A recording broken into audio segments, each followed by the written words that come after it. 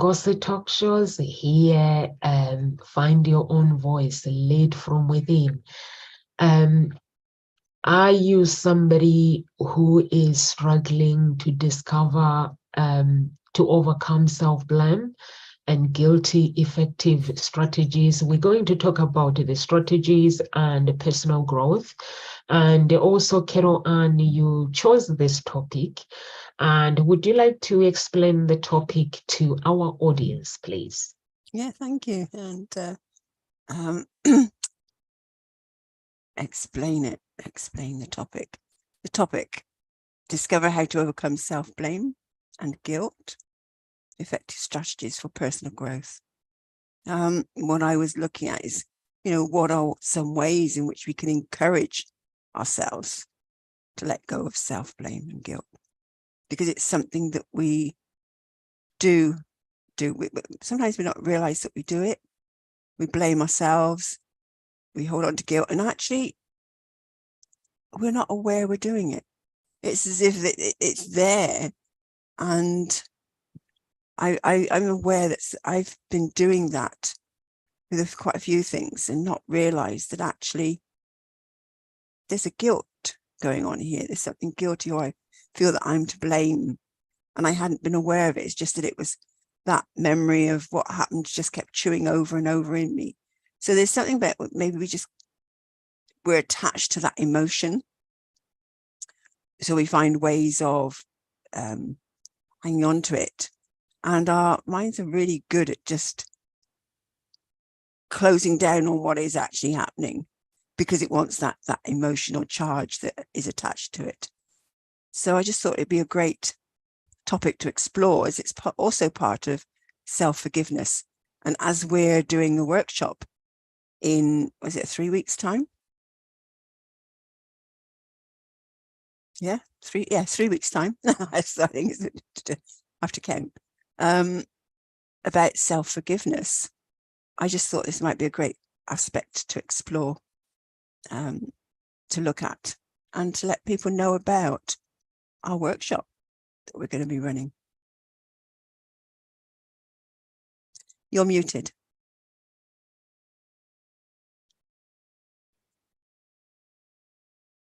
You're still muted. I love that. I'm looking forward to the self-forgiveness trainings. It's going to be wonderful.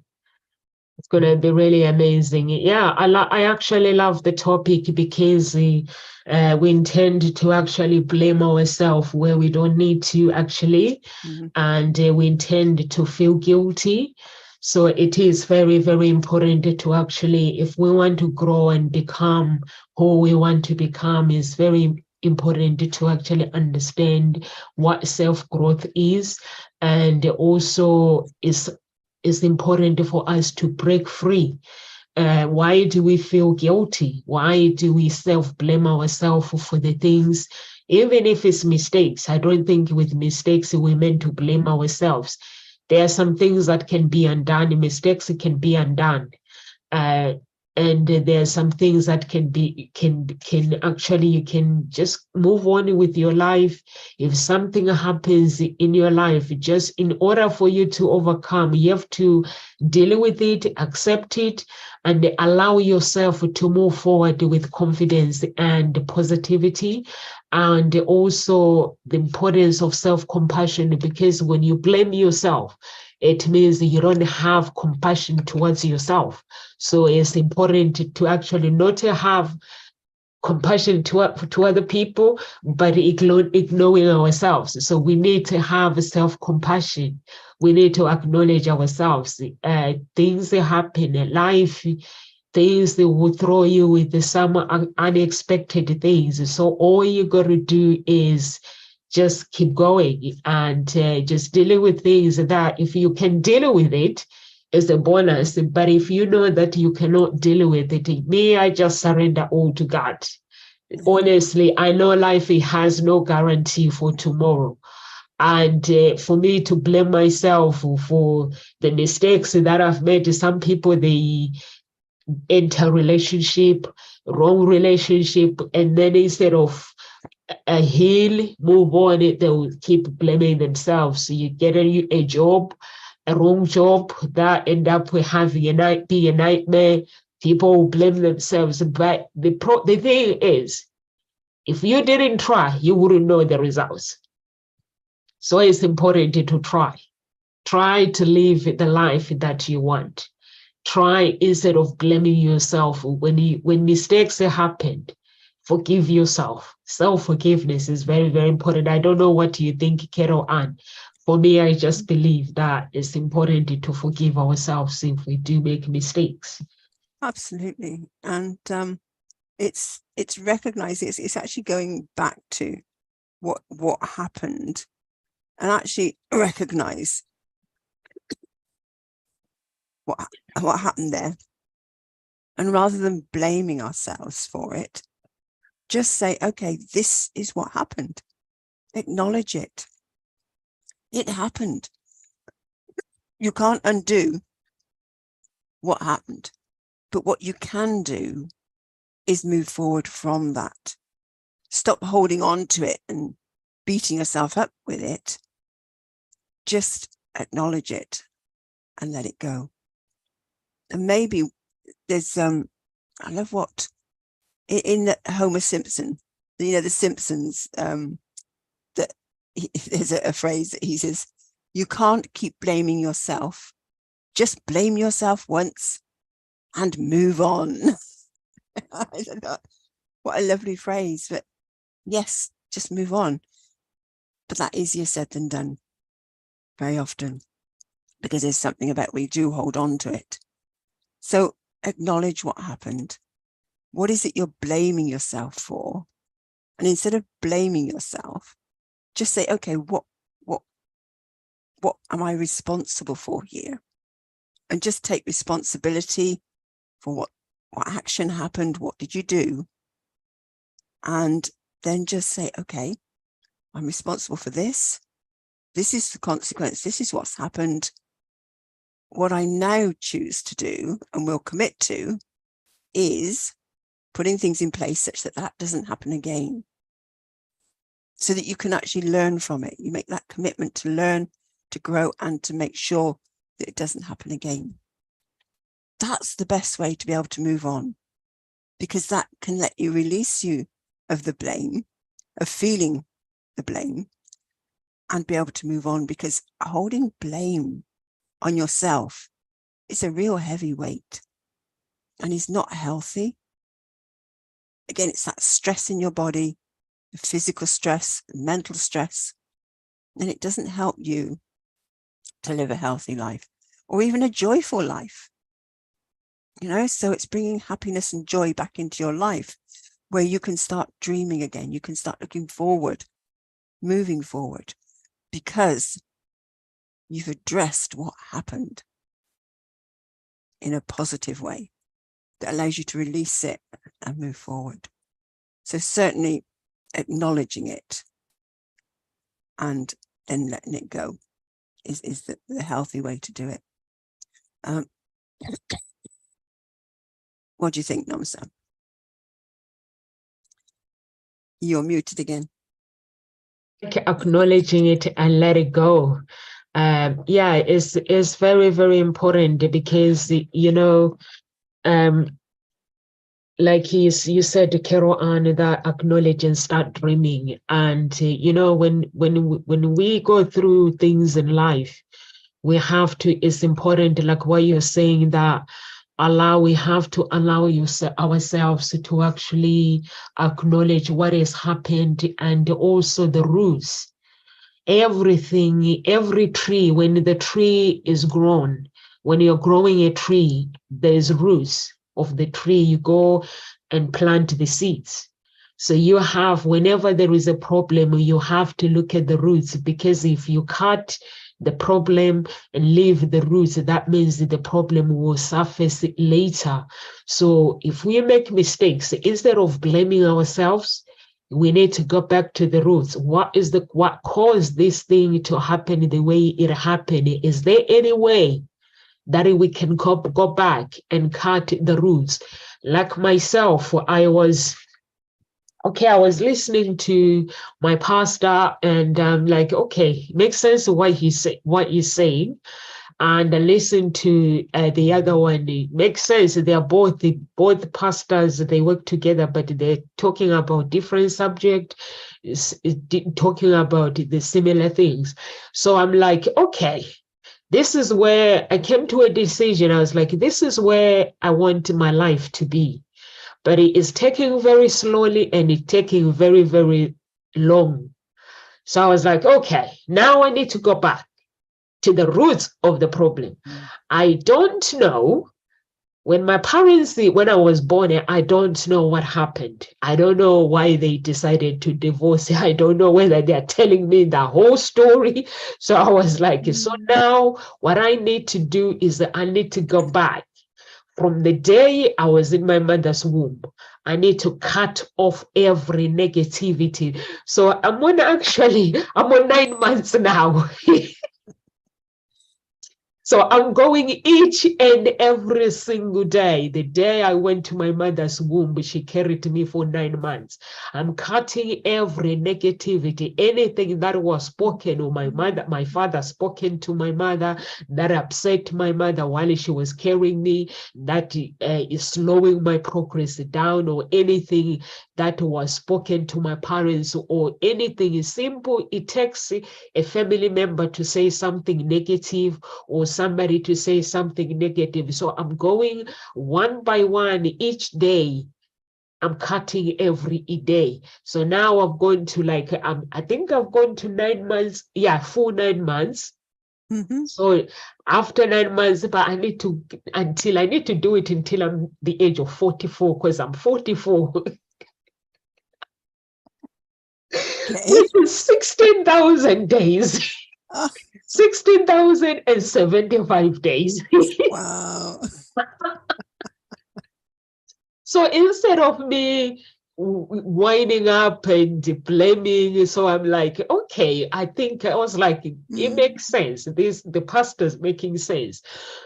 So need to cut the roots of the problem. In order for me to cut the roots of the problem, so I need to go, and each day I just cut off and the guilty. So I'm actually saying out loud the guilty, the shame, the people say things, or the words that were spoken, I'm cutting them off. So instead of me feeling guilty or feeling a blaming, or this is my strategy that I've decided to have. And it's a long way to go. It might take me a month, it might take me 2 weeks in order for me to get to my age of 44, but I'm up for it. So it's very, very important, if as the individual, when somebody going through their life journey, to understand that they are unique. Through that journey, there's gonna be mistakes that we're gonna make. It's fine. Through that journey, there's gonna be people that we're gonna hang out with that would have been, or we should have been avoided, but God says love everybody. So instead of us blaming ourselves into entering the wrong relationship, into entering the wrong business partners, just embrace it. Embrace it is the courage that you have to embrace, that I had the courage to take a step to enter the relationship while other people fear. Of course, the things maybe have gone wrong. Who cares? Just ask the blood of Jesus to wipe it out, the negativity, and find the positivity. Over to you, Carol. How do you think about my how do you think about my 60,000? 60,000 Daisy. Okay, and how are you going to, you're going to tick off each day and count? Yeah, I am counting. You're counting. Okay, enjoy, have fun, and recognize, see what shifts, and it sounds exciting. It sounds quite, wow, that's a lot, and it's just chipping away at it. And the more you do, you'll get there eventually. Part of me is going, okay, so if you're going to do this one a day for 40, how old are you? Say 40? Oh, but I've gone to 44. 9 months. I've done it for 2 days now. So you're doing, okay, so you're doing a lot in a I'm day. doing whatever I can each day. Okay, yeah, because I'm thinking if you just did one a day for 44 days, that means you'll be 88 before you get to 44. That's what went through my head. But no, you're going to do sort of in chunks.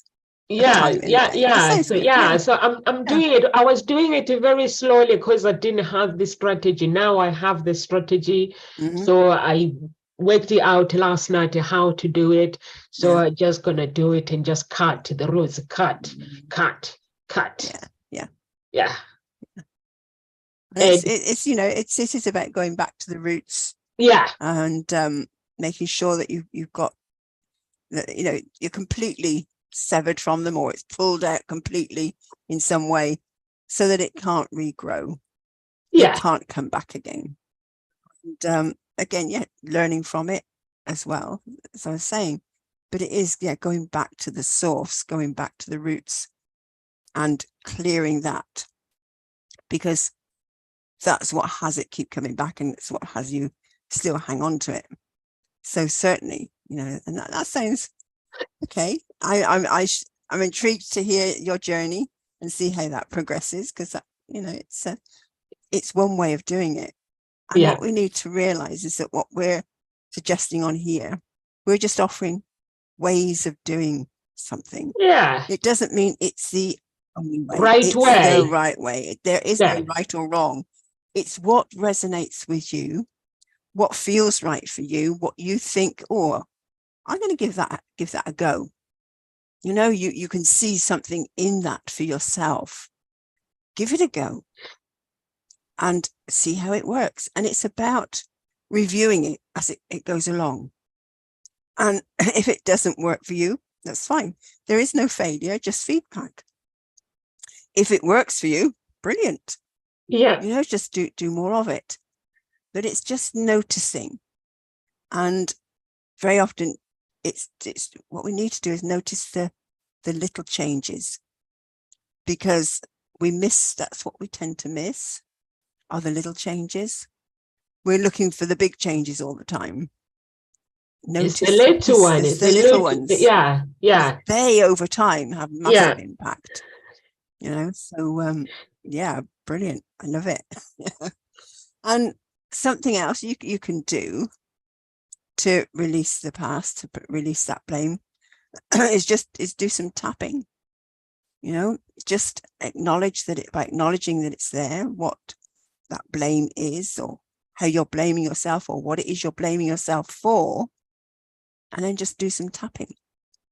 Emotional freedom technique, where you just set yourself up some phrases. So what, wording around what the self-blame is, where the roots are, how you're feeling, what it is, and you can use those words in the script, or just do a generic one. It's like, even though I've got this self-blame going on for whatever, I deeply and completely love and accept myself. And you just do that 3 times. And then you just tap around the points. So there's this point here at the corner of the eye, this self-blame, at the side of the eye, this self-blame, blaming myself. And then under the eye, blaming myself. And then under the nose, blaming myself, this self-blame. And then on your chin, this self-blame. And then the collarbone. Oh, I keep blaming myself. It's all my fault. And then top of the head. Releasing it, letting it go, this self-blame. Just letting it go. Letting it go. And then just notice what's there. And again, just keep noticing how it pops up and in what guises self-blame pops up. Because it depends what it is you're blaming yourself for. And, so again, there's all different ways you can use that tapping. That's just where you tap, it's the points, and it just helps with the emotional aspect of it. And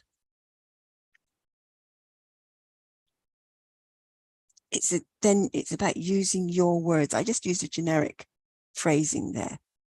But if you can be specific with your own words, how is self-blame showing up for you? What is it you're blaming yourself for? Bring that wording into the tapping script. Then it makes it specific for you and it makes it more potent as well. And so that's something, that you can do, which is a great tool to have. And if you, look up tapping, if you're not sure, look it up. Emotional freedom technique, EFT.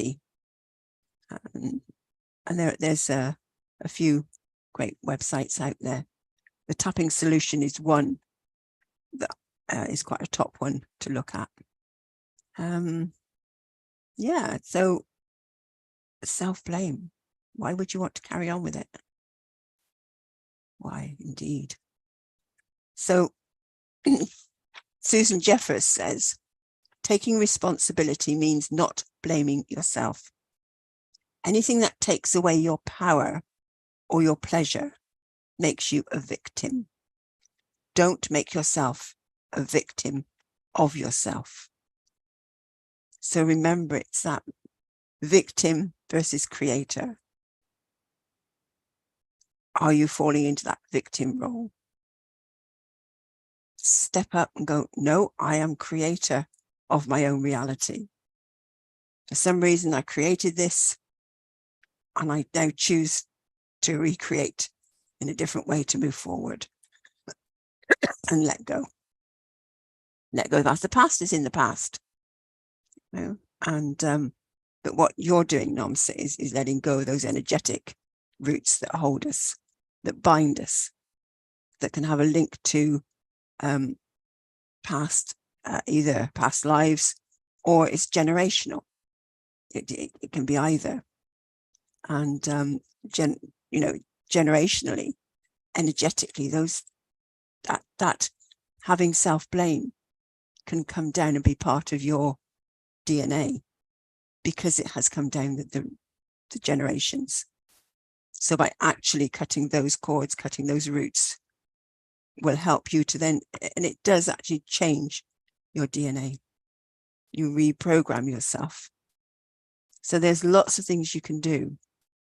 It's up to you whether you choose, you want to be a victim or you want to create your own reality, stand in your own power and reclaim your power. Don't let it get taken away from you. So I hear you're claiming your power, Namsa. That's great. And I think this is something I did when my house got repossessed. Standing there and, opening the door to the bailiffs and then having to face that and then face getting all my stuff out. 2 days, I got everything out. I could have quite easily crumpled into, oh God, it's all my fault. What am I going to do?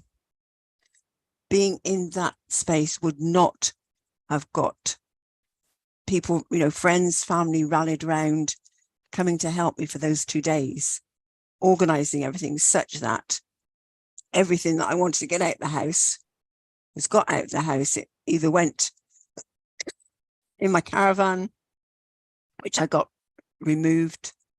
I got my little touring van. It got taken to my sister's, some of it, but it got taken to a storage unit, so everything got cleared. And I did, it took quite a bit of work at different things, but I was able to stand in and take responsibility for the actions I'd taken that had got me to that point. And to forgive myself, to say, okay, I can learn from this and move forward and let it go. Because otherwise I could have been still churning up over it. But I've worked on that, let that go. I could have still felt guilty because I did have a lodger as well. It meant that she had to move out. she was actually looking for somewhere else because a friend of hers, they were looking, to get somewhere together. So it actually gave that opportunity to force that for her to move out. But I could have been feeling really guilty in as much as, oh my goodness, I've pushed her out, or it's all my fault. Things happen. And she never blamed me. What was really beautiful was that she actually had faith in what I do and what I was doing. And she said, I never actually believed or thought it would get to this. So she had some really strong faith in, my ability. And I didn't think it was going to get to that, but something got me there. And I realized it was just myself. There was something I needed to go through and move out from. So, yeah, really look at it and take responsibility for your actions, because actions have consequences. And even non-action has consequences. So recognize your part in it and acknowledge it. You don't need to blame yourself. You don't need to be a victim in it. It's being able to then move on. So, I love this by Albert Ellis. The best years of your life are the ones in which you decide your problems are your own. You do not blame them on your mother, the ecology, or the president. You realize that you control your own destiny. Yeah? What do you think? But you do not blame them on your mother or anybody else. That's just amazing. Yeah. So there's no blame to put out there. It's just about taking responsibility and realizing you control your own destiny. Yeah, do you want me to blame you on my problems, Carol Ann? You can have a go. I don't know how far it will get you. It's so amazing, actually, because we tend to actually blame ourselves and stuff. And me, that when my relationship were not going the way I wanted, I was like, I found myself blaming the divorce of my parents. So when I go into psychology, and I was like, why am I blaming my parents? I can't even remember their divorce either. Why am I blaming them? All I remember was my dad and my mom. And I don't remember them divorcing because I think I was 8 months when they went through divorce. And I was like, I just remember them not living together. They all remarried, but anything else I don't remember. Why on earth am I blaming them? So then I had to speak to my mom. I was like, why did you and my dad split up anyway? And she has to explain, this is the reason why we had to split up. My dad wanted a housewife. My mom didn't want to be no housewife. She wanted to go to work. She wanted to do something. You can't blame somebody. No one actually gets to have children and all they do, their life is all about children. It's boring. So my mom wanted to look after the kids, and she also wanted to go to college. She wanted to go and study. But my dad was like, I'll look after the kids. I'll provide for my family. I'll be this. Now that I'm in this situation where I have my own children, I realize that, yes, it's nice to be a housewife, but you got to do something, a hobby. You got to have something, because the children, they grow up, they leave. So what would you do when they go? So I agree with my mom that, she was right by going back to school. So then I asked myself, I was like, why am I blaming you anyway for the... So I find myself, I'm talking to this therapist, and I was like, I was like, I don't even remember the divorce, but I'm actually, then I realized actually it's my dad. The problem was my father. When I was growing up myself as a child, My dad was never, like there's some parents that they'll shout, they raise their voice. And apparently some parents, they smack their children. And me, I'm a child who was never got told off by my dad, by my mom, but they always preach. Honestly, they will preach the consequences. Every time I'm trying to be naughty, Carol Annie, I'll be hearing my dad preaching. And I'll be like, I'm going home. If I try to be naughty, I will hear his, when somebody is really, really kind to you, and when they tell you, they explain something and in a kind way, that is a torture. Because whenever you try to do something naughty, you have to remember that face, that smile. No, then I'm heading home. And then I'll be like thinking about my dad, my mom, and I'll be like, I'm going home if I'm doing something. So those are the things that I'm used to explaining. Now I'm dating a man. My dad treats me well. He explains to me, he explains the consequences. He loves me, he explains this, shows me love. Now I'm in this relationship. I'm getting told off. I'm like, no, you don't tell off a human being off. You explain to them. So I wasn't used to it, honestly. So I realized actually, I'm looking for my dad. I was looking to date my dad, looking to date my mom, because my mom used to take me out and then she'll be explaining, I'll be like, oh, the consequences of dating the wrong guys. This is what happened. I'll be like, oh my God, can we go home now? And all those things, when somebody is explaining to you. But now I'm in the UK. I'm young, I'm starting to date, and things are not going the way I want. So I was like starting to blame my parents, their divorce. So then until I realized, actually, I don't need to blame anyone. I just need to learn the skills of a relationship. I just need to learn the skills of personal development, looking after myself, and have a strategy of personal growth. I need to understand my identity. Well, that's all I needed, just to understand who I am, who is Nomsa. And when I actually understood who I was, and I started working out on things like, I went to my football match was with, I think my last match was with Arsenal, and I was like to my football manager, I'm quitting, I need to retire, I've had enough. And that was me, because there are some things that I needed to work out. I needed to work out my identity, and I needed something for change. And there's so many things that I needed to, when you need to have to create personal growth, you have to make many changes in life. And that's what I do anyway. Me, I just make it. When I make a decision, I make a decision. I don't go back to it, and I don't regret. And when I walked off and said, this is my last match and I'm not coming back, and I never regretted it. It was the best decision that I have ever done in my life. And when I started my business and doing things, having my children is the best decision I have ever done in my life. Meeting my ex and having my daughter, I don't regret any of that, but I think the enemy, there was an energy that was dead me to blame.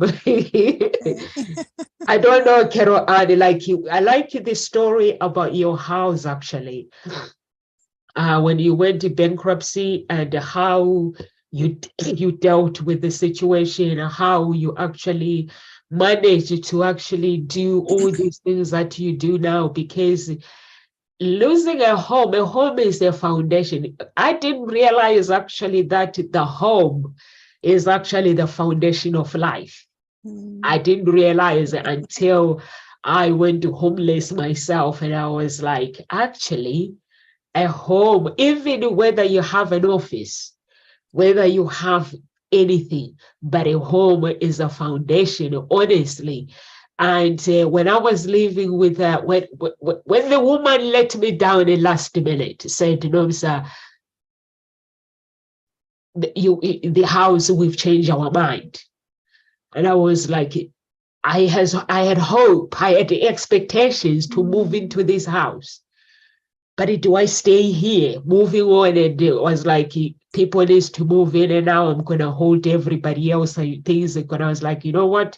Storage, let's go to my father-in-law. But at that moment, I realized that the house is actually the foundation of everything.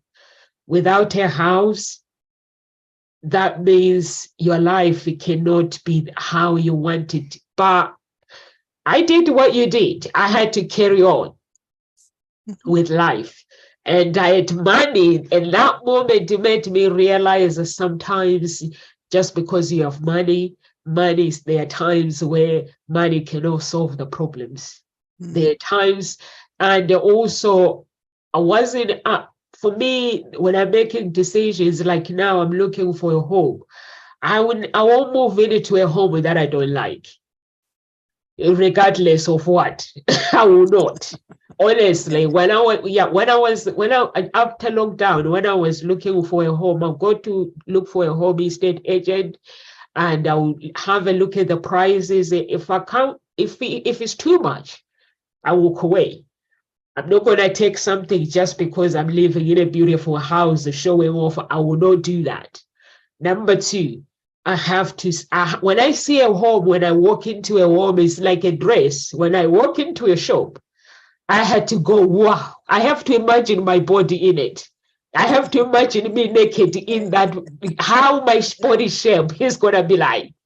I have to say what I have to like something when I see it. If I see a home, like where we live, when I was looking for a home, everyone kept saying, why don't you move out? I was like, I'm going to stay here. When I walked in, I was like, I love it. Nice air is the same area where I am near the town center. I love it. It's beautiful. So I was like, I'm taking it. But now I've changed my mind. I'm allowed to change my mind. Absolutely. Absolutely. Yeah. And what I was hearing in your changing your mind is that because you've now heard that the children are saying that they haven't got the space that they wanted. Yeah. And so that, you could, if you wanted to, feel guilty about, I wasn't listening to them when I chose this place. But that doesn't solve anything. That doesn't help you move forward. Just recognizing that their needs weren't, or their requirements weren't taken into consideration. Yeah. That's all it is. And this is what you're now doing. You've got a beautiful house that you like and that you wanted to move into. You've experienced it. And sometimes we need to experience it to realize, well, actually, this isn't quite what I wanted, isn't quite what fits everybody. And you can then start hearing what their needs are, what their requirements are, and then start doing something about it. That's what you can do, rather than shutting down into, well, blaming yourself, oh, I didn't listen to them and there's nothing I can do about it. And, they're not happy. It's all my fault. That doesn't get you anywhere. Yep. It's just going, okay, they're not happy. Let's move on. And that's what I'm hearing, and this is where I just want to say, I didn't actually have bankruptcy. I actually just had my house repossessed. Okay. Because I hadn't paid the mortgage in a long while. And I think actually some people were amazed at how long I'd managed to go without paying the mortgage before. You know what? When you had happened. your house repossessed, Carol, and sometimes God works in so many ways that we can never know. Maybe because your husband, you guys were meant to split up. Maybe something between that house would have kept you guys, because there are some people that stay together for the sake of we have properties together. Maybe God wanted the separation. And in order for that separation, for it to really, really happen, something has to happen to shake you guys to go separate ways. We'd already gone separate ways. Oh, you were already gone separate ways? The reason, if we were still together, it wouldn't have happened. Okay. We'd have had plenty more than enough money to be paying the mortgage. It was because we'd separated and I was on my own, I'd taken on the mortgage. Okay. He just signed the house over to me. And so I took on the mortgage. And then What did you ask him to pay for the children? one was at uni. They Ah, were 16, 18. So yeah, that it didn't come into it then. So but I thought I could manage it, and at the time I was in a job that I could manage because I was full-time teaching then. yeah, I chose to I did go off. I was ill for September right through, and I ended up, it was the following Easter that actually I was still off from school, and the head gave me a package to leave, which I took, and then I got a part-time job in a college. So I was part-time teaching, but part-time in my mind, I was setting up my business, because that's when I started training in brain gym, educational kinesiology, touch for health, and all of those other modalities. So I was wanting to set up my own business, but that's what didn't happen. And I could have afforded, if I'd somehow managed to make it work and set up my business, I could have afforded the mortgage. But then I took the next step, which most people say, oh, totally foolish. yeah. The college, I was there for a couple of years. It was a post-16 college, and they were looking for voluntary redundancy. So I went, okay. I put in for it, and they accepted it. And I remember getting the letter thinking, oh no, they weren't supposed to say yes. Because then I just stepped away from a job, Yeah. an income. And it's like, okay, I've now got full time to set up my business. And that's where it all went wrong. It went the way it went. Yeah, you went the way you went. Yes. He's allowed to go the way he wants. So, I didn't take the steps to bring the money in. I wasn't able to do what was there to get clients, to bring money in, even though the potential was there. Yeah. For me, setting up a business, and I've done a lot of work over the years around that, and I'm still working on that. There's still elements that are rumbling around, but yeah. So I don't know how. I still to this day don't know how I managed to go for so long without paying the mortgage. Okay, I had a lodger which helped me to pay a few bits, keep me going, but I found myself then coming up to London, staying with my daughter a lot. So she said, well, at least I know you've got food, Mum. But there was a lot of courses and things that I was, would go to up here in London. So that helped. But yeah, eventually it came to that point where, they caught up with me and said, no, this is it. House has got to go. But I didn't believe, part of me believed it wouldn't happen, but it did. And I think at that point is where I maybe part of me stopped dreaming and thinking, oh, what's the point, And this is where I'm now daring to dream again and going, okay, I took myself there. I've taken myself through that journey, and I could have let go of the house sooner. Maybe I could have sold it and moved on, but I couldn't see that, and I didn't want to, because I love the house. But I think part of me, when it did go, there was a guilt feeling, because this was, the home that my children grew up in. And I remember thinking they don't have a family home to come back to. But then I realized that once my ex-husband and I parted company, they never really came home anyway. They had their own lives and they never wanted to come back to the house. And it's like, so why am I feeling guilty? It's like, okay, let it go. Let it go. But I also realized quite a few years later that the house itself was not part of my dream that I'd had. Yeah. and it didn't fit. And I was trying to make it fit. Yeah. And I realized, no, it had to go.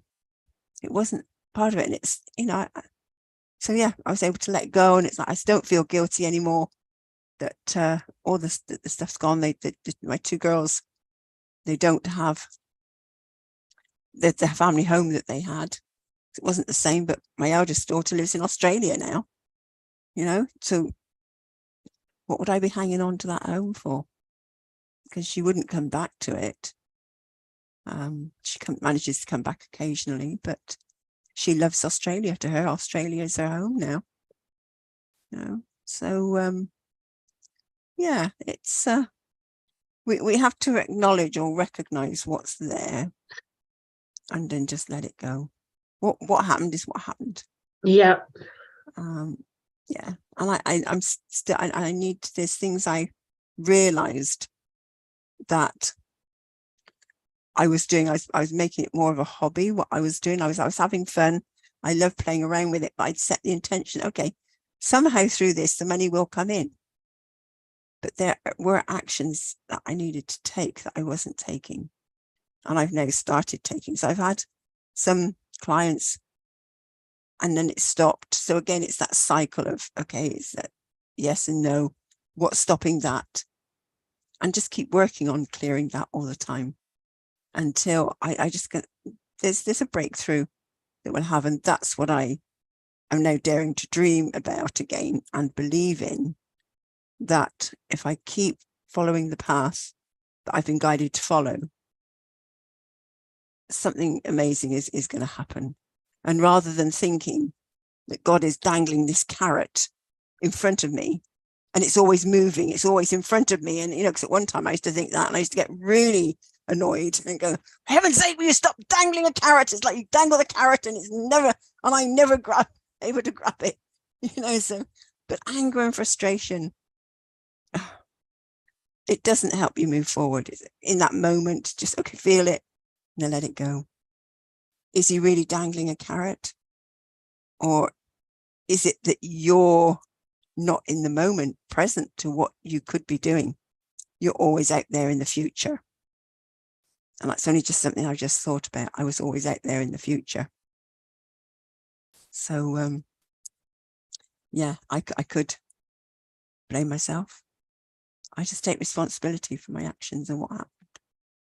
And the person that was a lodger, she found somewhere else with her friend, moved in, and it worked out. Everything works out as it's meant to. It's just letting ourselves feel the joy, and the exploration, and just calling it an adventure. Yeah, life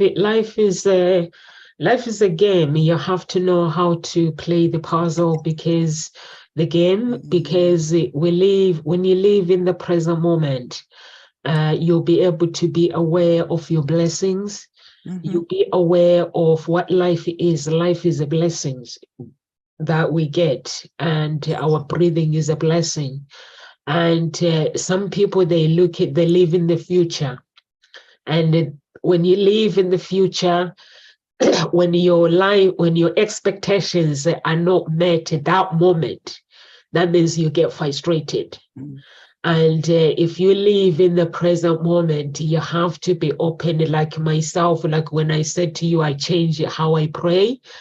And now I'm in the present moment. I was like, everyone tells me about how I should manifest. And then when I heard my pastor saying, when you keep having problems in life, that means you are powerless. So you have to pray for power. You have to have authority in your life. And I was like, okay, he makes sense.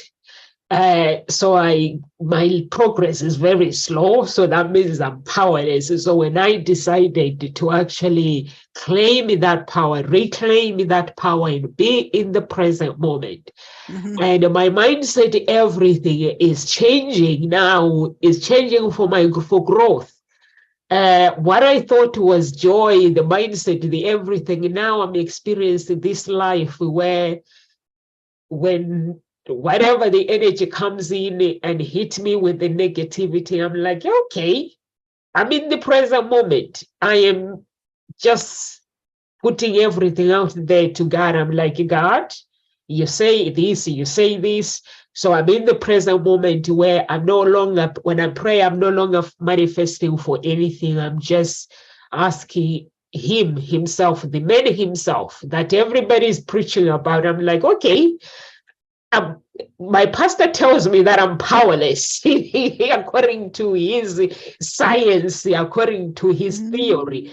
And I agree with him. So I'm like, okay, Mr. Power, give me your power to move forward with my life.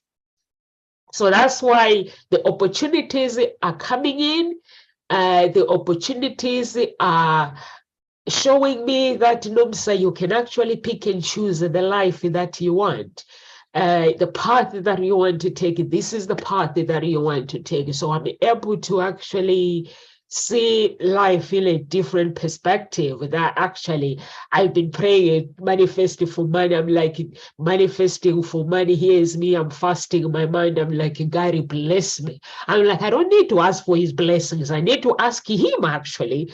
So now I'm asking him. I think now he's tired of me, but he's not tired. I think he's loving it, because when I call him out, whenever I have problems, yesterday, my daughter, she had a little bit of tears because she's doing GCSEs, and I was like, I said to him, listen, life, you know what, when you prepare life, I said, you cannot tell God, when as a person, when you are doing something, you cannot tell God what you desire for your blessings.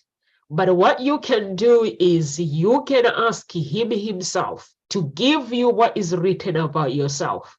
And I said, what if you ask for 90% and what is written about you is 100%? So I was teaching her that you don't make a decision when it comes to God, because God will say, you're making a decision, you ask for my help, but you are making a decision. It's like women, they say, I need a man who is 5'6", 5 foot tall, or who is 6'2", 6 foot something. But what if your husband is actually 6 foot? And God knows that the man that you will spend the rest of your life is 6 foot. So I always say to people, you know you are tall anyway. Maybe a woman is 5'9". You can't date a man who is shorter than you.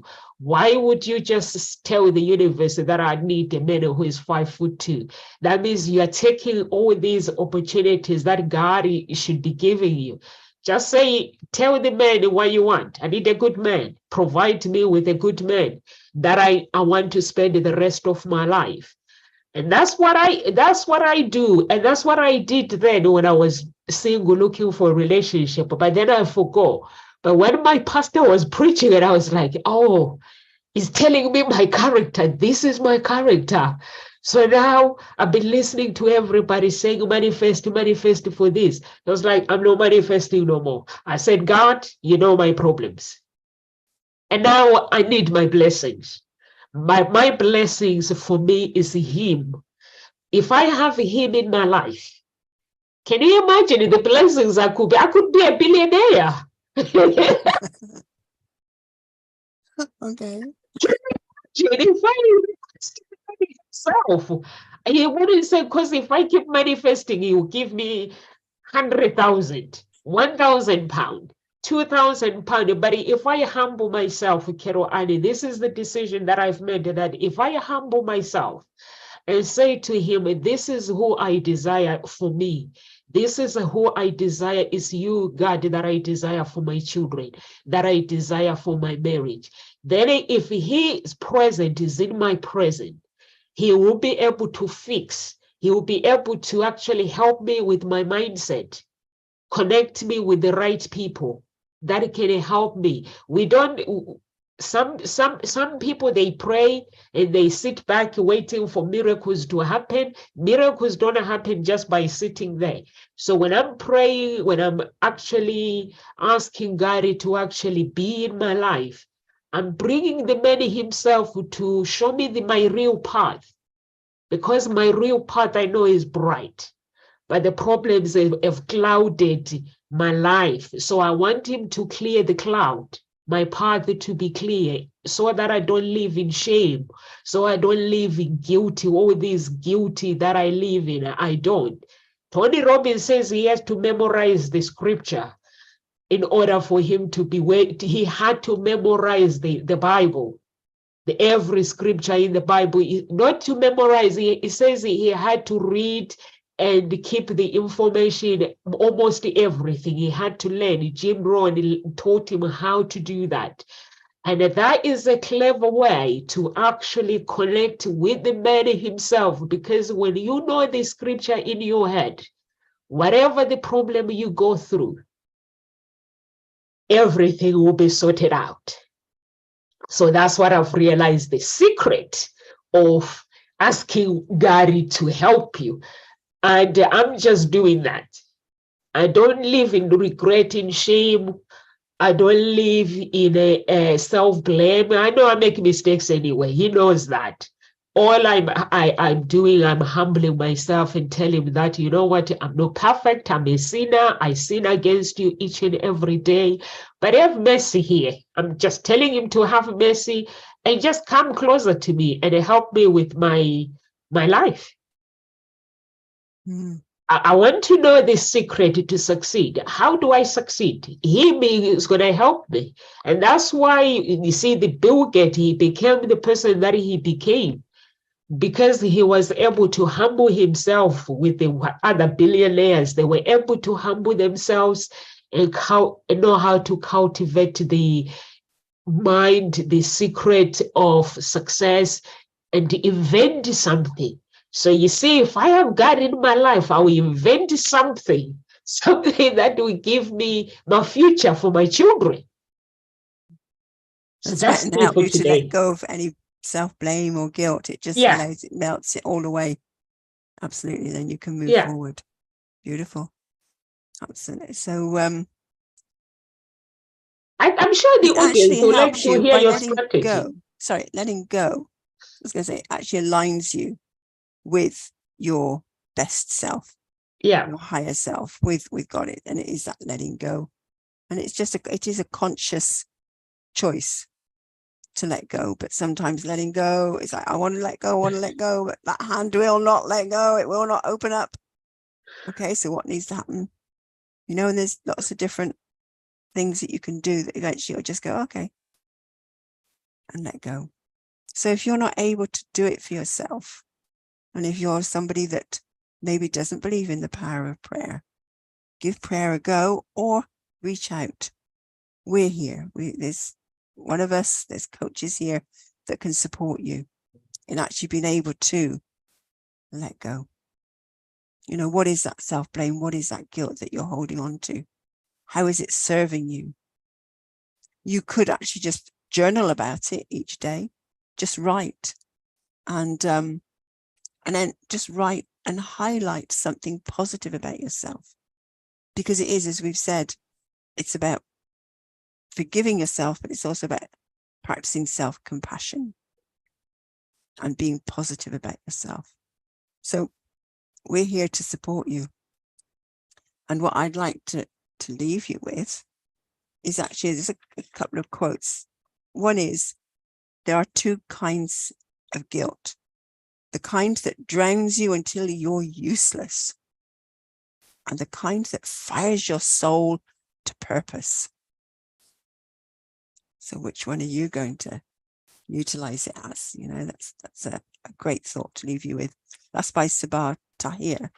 The other quote is, an exciting and inspiring future awaits you beyond the noise in your mind, beyond the guilt, doubt, fear, shame, insecurity, and heaviness of the past you carry around.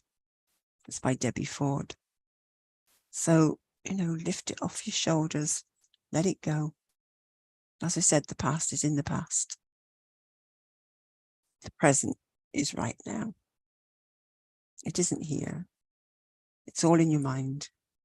Just let it go. And actually being in the moment, practicing being in the moment, if you actually brought yourself to this present moment right now, just by saying, okay, so what can I hear? And naming it. What else can I hear? Naming it. What else can I hear? Oh, yeah, I hear that. You're in the present moment. Just notice where has the shame and the guilt gone? It isn't here, is it? So keep being in the present moment. And my name is Carol Ann. You can find me on LinkedIn, Facebook, and I have a Facebook group called Get Your Book Written, because I help people to get their story written, connect with that inner writer and unlock the writer within so that they just free flow and their story can get written. Letting go of the past, being able to be in the present and move forward. So, Nomsa. Thank you so much. Thank you so much, Carol Ann. For me, I just leave you with this. Don't let self-blame or guilt hold you back. And begin your life journey towards self-improvement. You yourself know your story. I don't know your story. So you can tell that story how you want to tell it by writing, holding the pen and writing your story. And remember, when you write your own story, you have to cut the noise, because only you are the only person that knows where you need to go. And that's why at Ngozi Talk Shows that we help you find your own voice and lead from within. You can write your own story with a professional coach. We have them at Ngozi Talk Shows if you need any help. And we can help you to write your own story and break away from the chains of self-blame, the chains of guilty, chains of I'm not enough, chains of blaming those who were not there when you need them the most. Only God can help you. That is the principles that I have for myself, that it helps me to get to the next level. That when people let me down, I still have to love them. Because if I walk in a place of love, I'm able to see the opportunities and not miss them, because we get distracted with what goes on with our families and friends. But write your own story how you want it. A stranger can help you to write your own story, which is a coach. Live with grace, everyone, and God bless. We are here at Ngozi Talk Shows Monday to Friday, 1 p.m. And if you want to get in touch with any of the coaches, my website is there. There's an email address there. There's an office number. Just call me, then I'll connect you with whoever you want me to connect you with. And we have a self-forgiveness workshop that is coming up in 3 weeks' time, 27th of May. Am I right, Carol Ann? That's right. And it is free. The first one is going to be free. Yeah. So if you have some forgiveness, some things that you want to let go. I was a happy child before, then I became an angry child because being dumped by men telling me that I'm not beautiful, and also my life not working the way I want, and being rejected, judged by people, that made me angry. I was holding unforgiveness. That was 12 years ago. But I had to go through the journey of forgiveness, self-forgiveness, and forgive myself. And that's why I do what I do today. I'm sure Carol Ann has gone through her own story as well. So on that day is going to be, I'm not sure if you guys have seen my photo of me with chains. I do those chains for real, by the way. when I'm doing workshop. So every chains, my chains are just down there in the keys. So every chain has the key. So you have to unlock the key. When you decide to let go of self-blame, you open the key, you let it go. You have to feel it when the key is locked. That's how your emotions are. Means that person that is you're holding inside, they're locked in your heart with you. So when you decide to unlock it, you let it go. So those chains are there, they're real. Come and join us, guys. Live with grace and God bless.